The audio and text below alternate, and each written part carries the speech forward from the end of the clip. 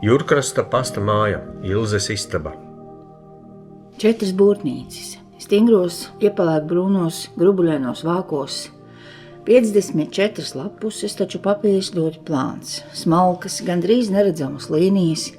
Katrai būrtnīcai uz vāka rūpīgi izzīmētām viņetēm rotāta piederības zīme ar iniciāļiem un gadu. Ilze atvēra visvecāko un visvairāk nobražāto 1855. gada būrtnīcu, smalks, kaligrāfisks rokraksts, brīvs, 3 valodu lietojums, lakoniska, precīza, paskopa valoda.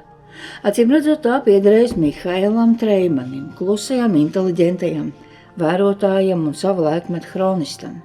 Mihails bija dokumentējis Jurkrasta pasta ikdienu un cilvēku attiecības, papildinot ar savām pārdomām.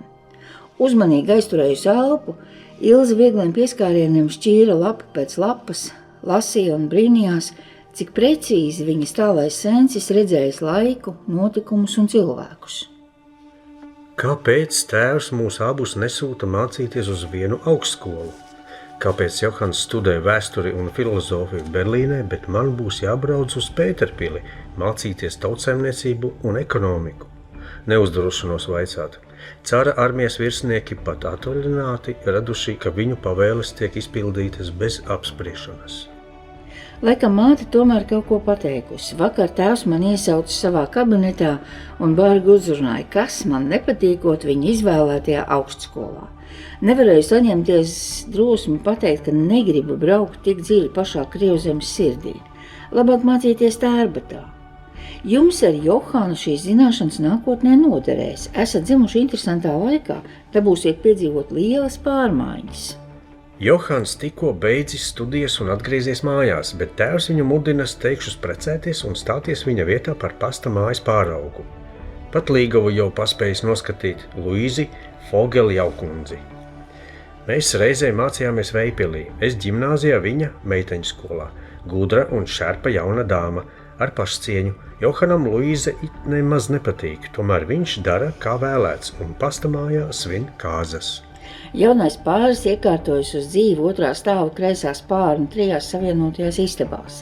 Man pagaidām tikai viena, nekas, gan jau ar laiku paplašināšu arī savu mitekli, pagaidām man vietas pietiek. Šodien mūsu vecais kungs ar Johanu atkal strīdējās. Tēvs mudina brāli vairāk pievērsties pasta darba praktiskajai pusei, bet viņam galvā tikai Eiropas karaļnamu vēsture, slepenās biedrības, sazvērestības, dumbi un kari. Johans tā mīklaini izsakās, jāsaprot pagātne, lai zinātu, kas mūs sagaida nākotnē. Vecais kungs tādos brīžos tikai ilgi un dusmīgi kāsēja. Man drīz jābrauc uz Pēterpili, bet mājās valda galīgi drums noskaņojums. Tēvs ir slims. Cara armijā sabeidzis plaušas un mūsu jūras augstais mitrums tām nenāk par labu. Ja apkaimes zemnieki pildītu valdīšanas rīkojumus un savus pienākumus, mums nebūtu jāknapinās ar kurināmo, bet viņi malkas vietā atved valgus žagarus, kas slikti deg, briesmīgi dūmo un nesilda. Nākas pašiem iet uz mežu un kāpās vākt kritalas un čiekurus. Kādu rītu māte vienās asarās uzskrien manā istabā. Tēvs naktī pēkšņi nomirs. Vēlējis pasaukt mūs, taču viņa nav paspējusi. Vien saklausījusi pēdējos vārdus. Pasaka viņiem, darbs pirmajā vietā. Lai kas notiktu, vēstules vienmēr jāpiegādā adresātam. Johans no pastmeistara palīga kļūst par jauno pastmeistaru. Es par pastnieku. Studiju Pēterpilī nebūs. Jāpietiek ar Veipils ģimnāziju. Brālis viens tādu vezumu nepavilks. Jāstrādā abiem. No valdīšanas saņemam bargu rīkojumu. Pasta pakalpojums teikšus jāuzlabo, tiem jākļūst ātrākiem, drošākiem, ienesīgākiem un pieejamākiem. Jāaptver lielākas teritorijas. Tātad mums vajadzēs daudz vairāk zirgu, pasta kurjeru un kalpotāju. Brālis runā par brīnumainiem neredzētiem saziņas veidiem, telegrāfu un telefonu. Lielākajās Eiropas pilsētās, arī Rīgā, jau esot. Ar laiku tādi būšot katrā miestā. Redzēsim. Pagaidām paliksim pie zirgiem, droškām un pastakarietēm. Zirgs ir uzticamāks par dažu labu cilvēku. Braucot pēc pasta uz Veipili, izglābu nelēmē nokļuvušu jaunkundzi. Viņas zirgs no kaut kā izbijies, sācis trakot, droška apgāzusies, viņa izkritusi un dikti sasitusies. Palīdzēju daļējai braucējai un viņas zirgam nokļūt mājās. Uzzināju, ka viņus sauc Elza Švarts un viņas tēvs ir Vejpilas lielākās pārtikas bodes īpašnieks. Tiekam iepazīstināti, mani apdāvina ar neredzētiem gardumiem, aicina drīz atbraukt ciemos. Varbūt aizbraukšu arī. Bijām tā nokāvušies ar telegrāfa aparāta iegādi un apmācībām, ka veselu mēnesi nebija laika braukt uz Vejpili. Pēc pasta brauca kalpa puisis Ginters. Kādu dienu viņš atveda aploksnīti Jūrkrastā pastniekam Mihailam ar sasmaržinātu vēstulīti. Jūs solījāt atbraukt ciemos, ielūdzu jūs uz manas vārda dienas torti. Protams, braukšu. Padzirdējis, ka es savos 32 gados esmu sadarinājies ar 8 gadus jaunāku meiteni, Johans tikai neticīgi nogrozīja galvu un pasmējās. Jau domājis, ka es vispār palikšot vecpuišos. Tagad man jāuzmanās, lai šī smalkā mamzela man neuzsēžas uz galvas. Viņam neskapēc Elza nepatīk. Švārca kungs ar kundzi laimīgi bez gala dod meitē lielu pūru, sagādā smalkas mēbeles mūsu augststāva dzīvoklī. Man arī ir 3 istabas, nosvenām skaļas un lustīgas kāzas.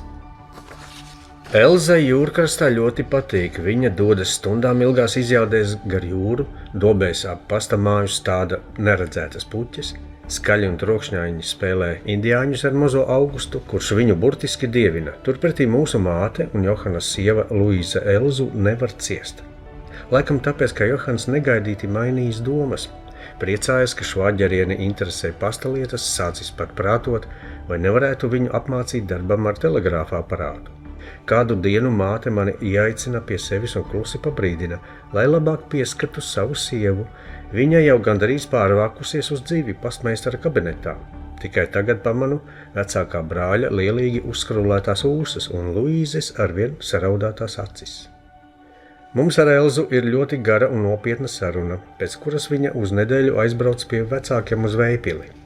Atpūsties no manis. Tad Švarca kungs atved dumpīgo meitu atpakaļ un cieti nosaka: tava vieta ir te, līdzās tavam vīram. Dzīve it kā sakārtojas. Pēc gada pasaulē nāk Adriāns, pēc 3 gadiem Rozālija.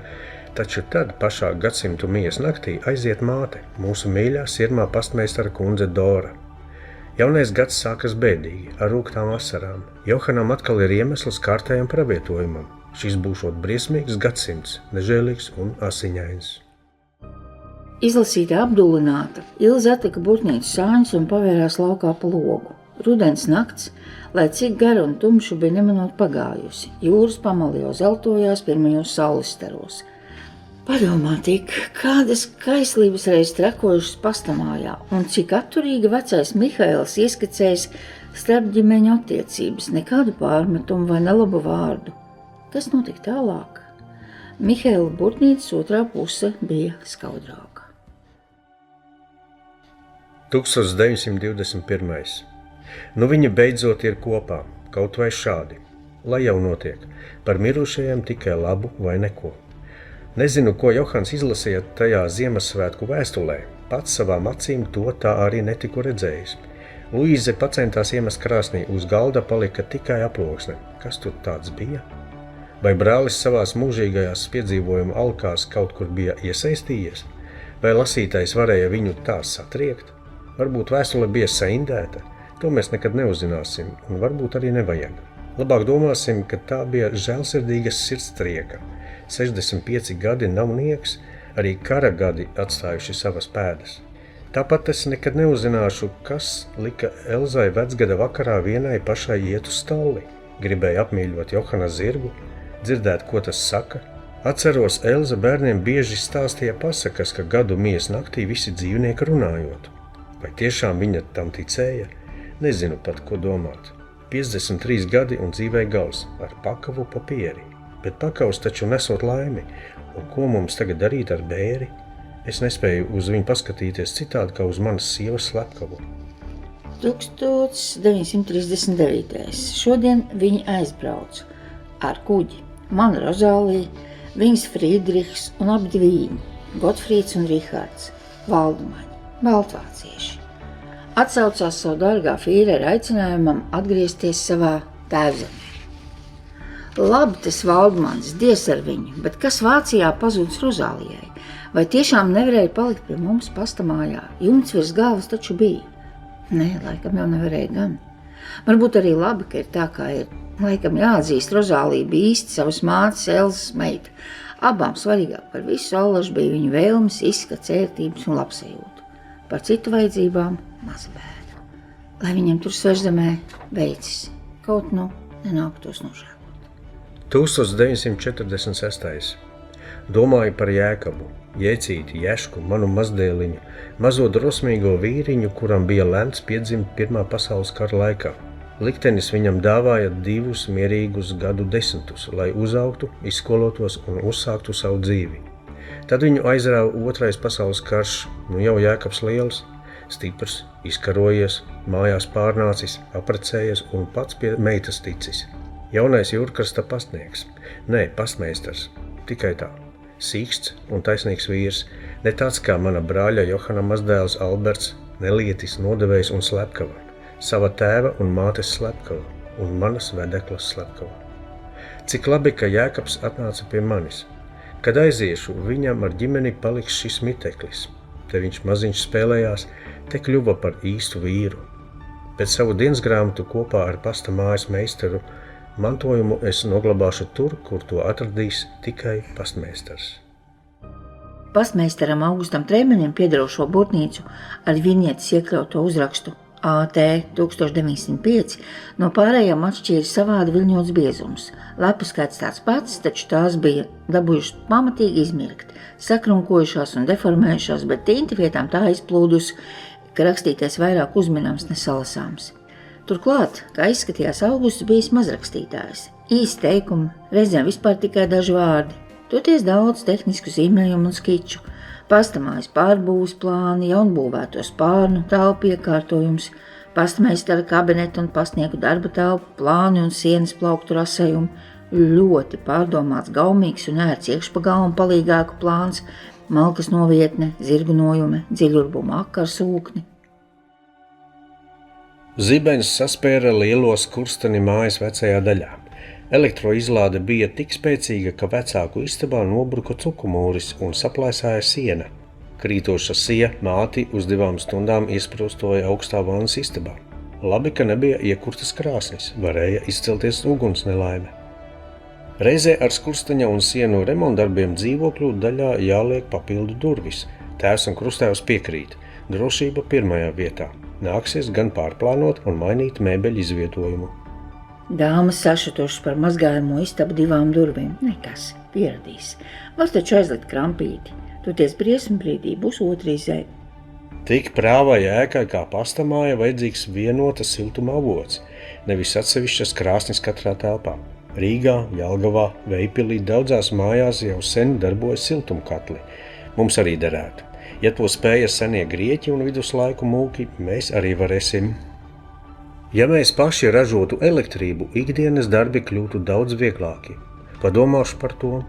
Daba piedāvā bezgalīgas iespējas, tikai jāsaprot, kā tās likt lietā. Vējš ir nepastāvīgs, bet ūdens taču ir mūžīgs. Kāpēc gan mēs nevarētu izmantot jūras viļņu spēku? Ilze pasmaidīja, gatavais mērdoks. Visos laikos bijuši ģeniāli prāti, kas veicinājuši cilvēces tehnisko progresu. Ja nebūtu šo trako, kā viņš nereti dēvēja laika biedri, mēs ļoti iespējams vēl arvien sēdētu pie svecēm un sūtītu vēstules ar balošu pastu. Puika! Nokristījām par Albertu. Stiprs un cēls vārds. Cerams, būs mūsu darba turpinātājs.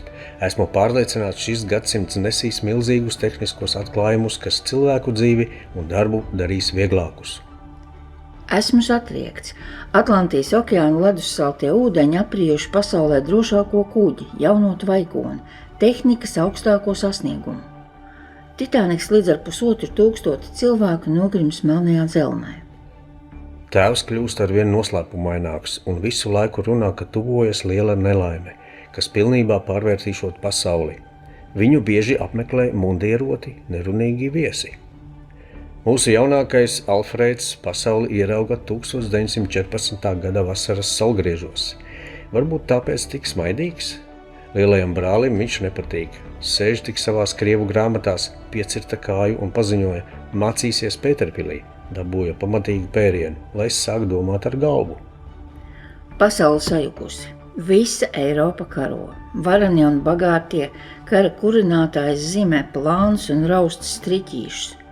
Bet mirst jauni puikas. Daļā Jūrkrasta pasta stacijas izvietojies armijas sakaru punkts. Vai mēs varējām iebilst? Labi, ka pašus neizdzina no mājām. Palikt arī nedroši. Jūrā kuģi debesīs lidmašīnas, vecāki atsakās jau kur doties. Te dzīvojuši, te arī nomiršot. Lai notiek, mēs paliksim un darīsim savu darbu. Juku laikos ziņām ir zelta vērtība. Vēstules gaida visi. Brālēns Adrians negaidīti apracas un piesakās brīvprātīgajos. Kas būtu domājis, ka aiz rāmās maida slēpjas karotājs? Jaunā sieva raud vienā gabalā. Tēva mundērotie draugi mums atnesa sēru ziņu. Adrians kritis. Noturam klusu piemiņas brīdi. Nesaprotu, kā viens stiprs vīrs pēkšņi var nomirt, sēžot pie galda un lasot vēstuli. Kad prasīja mātei, kur ir tā vēstule, viņa norādīja uz krāsnes muti. Krustāvs Mihails ieminējās par indi. Tā varētu būt, ņemot vērā tēva līdzinējo darbību. Nolēmām tajā nejaukties. Nav jēgas, un tad bēris nospēra krustmāti. 2 bēris vienā nedēļā. Janvāra beigās Latviju kā neatkarīgu valsti de jure atzīst pasaulē. Anša Cīruļa zīmētājai pirmajai pasmarkai ar austošo sauli nu ir liela vēsturiskā vērtība. Mums tagad sākas jauna dzīve.